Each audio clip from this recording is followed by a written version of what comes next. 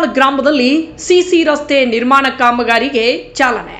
ಸವದತ್ತಿ ತಾಲೂಕಿನ ಕಿಟದಾಳ ಗ್ರಾಮದಲ್ಲಿ ಸಿಸಿ ರಸ್ತೆ ನಿರ್ಮಾಣ ಕಾಮಗಾರಿಗೆ ಸವದತ್ತಿಯ ಶಾಸಕರಾದ ವಿಶ್ವಾಸ್ ವಸಂತ ವೈದ್ಯ ಅವರು ಭೂಮಿ ಪೂಜೆ ನೆರವೇರಿಸಿದರು. ಪಂಚಾಯತ್ ರಾಜ್ ಇಂಜಿನಿಯರಿಂಗ್ ಇಲಾಖೆ ವತಿಯಿಂದ 30 ಲಕ್ಷ ರೂಪಾಯಿ ವೆಚ್ಚದಲ್ಲಿ 0.30 ಕಿಲೋಮೀಟರ್ ಉದ್ದದ ರಸ್ತೆಯನ್ನು ನಿರ್ಮಿಸಲು ಚಾಲನೆ ಕೊಟ್ಟರು. ಈ ಕಾಮಗಾರಿಯು ಮುಖ್ಯಮಂತ್ರಿಯವರ ಮೂಲಸೌಕರ್ಯ ಅಭಿವೃದ್ಧಿ ಯೋಜನೆಯಡಿಯಲ್ಲಿ ನಡೆಯುತ್ತಿದೆ. ಕಾಮಗಾರಿಯ ವಿವರಗಳು ಈ ರೀತಿ ಇವೆ. ಸ್ಥಳ ಕಿಟದಾಳ್ ಗ್ರಾಮ, ವ್ಯಾಪ್ತಿ 0.30 ಕಿಲೋಮೀಟರ್, ಅಂದಾಜು ಮೊತ್ತ 30 ಲಕ್ಷ ರೂಪಾಯಿ. ಯೋಜನೆ ಮುಖ್ಯಮಂತ್ರಿಯವರ ಮೂಲಸೌಕರ್ಯ ಅಭಿವೃದ್ಧಿ ಯೋಜನೆ.